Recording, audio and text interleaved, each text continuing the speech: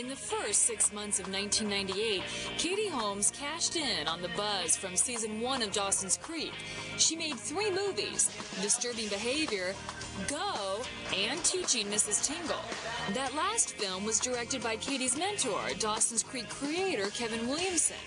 Williamson also put Katie up at his house in Los Angeles during the shoot.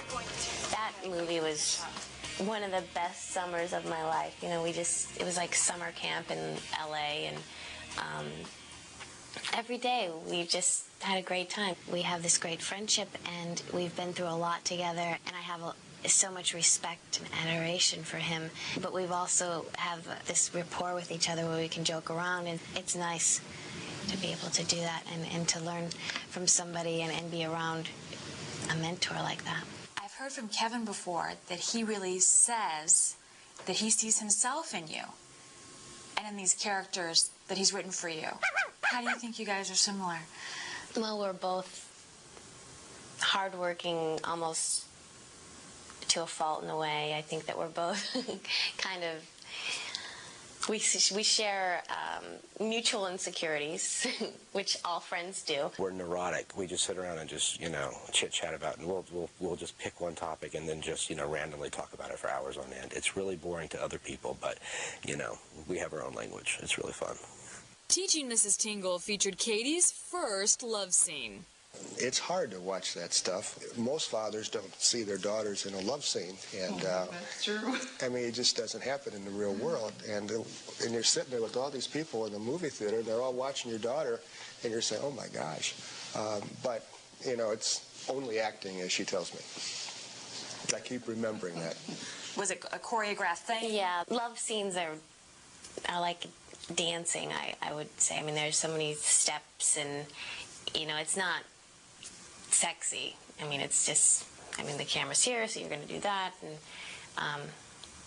so there's not a lot of feeling involved.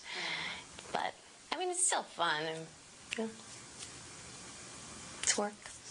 It's a hard day of work. That hard work paid off. Katie earned enough to buy her first home, a condo in Wilmington, North Carolina.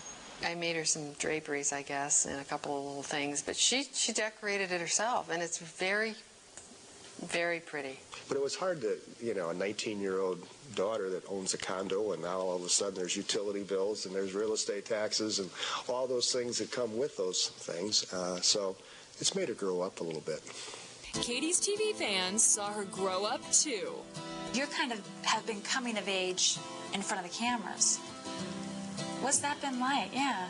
It's very helpful to be on a show and have to act out feelings that are happening to young kids. That, when we started the show, the big push was these kids, they talk like they're 35, but they still feel like they're 14, and they're still confused and all of that. And that's what attracted so many kids, because we were able to present what they're really feeling, and they can't do that. So it's been helpful to have to kind of go through all of that, and you become more aware of in your own life, of your own feelings. So many people look up to you. Do you feel that responsibility to be a role model? I'm not always aware of that people know who I am and all of that. And I'm definitely not used to being a role model because I'm the youngest, so I'm used to having them. She says, I don't think I should be the role model. I think their mother and fathers should be the role model. And I think she says that because she really thinks that's where the kids ought to get their morals, get their principles from their parents. On the other side of the coin, I think she's done a really nice job being a role model. In 2000, Katie returned to the big screen in Wonder Boys. Director Curtis Hanson remembers Katie's audition. What do you see when you see Katie? You see somebody who's beautiful, but she's really talented and serious and incredibly centered for someone in the midst of what she's in the midst of. And she wanted to be part of this picture. Grady. Hey.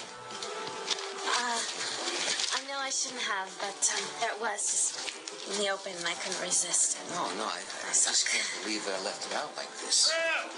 Is Crabtree even in here? Has he been snooping around? I don't know, maybe. I don't think so. All right, let's put this away. No, don't go.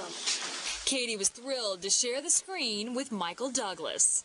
He couldn't have been nicer, because I tend to get nerves, but it was really amazing to work with someone so much older and who had so much experience and so many stories, and to watch somebody like that work. There's so much wisdom to be had and to be given. What was it like, though, in the scenes with him? Because you really had to... I know, I had to come on to him. It was fun. It was Michael Douglas, you know. I was very shy around him when the cameras weren't rolling, and then I'd do it and then be embarrassed. See, I have a feeling you could probably really blush. I can. Am I blushing right now? You got it in you. I can see it. Yeah. I'm not a very good liar or coverer. No, you're a good actress, but you're not a good liar? No. I start to laugh or, I can't do it. Katie also can't lie about love. Coming up, Miss Holmes gives up the goods. He's cute. Well, I will talk about that.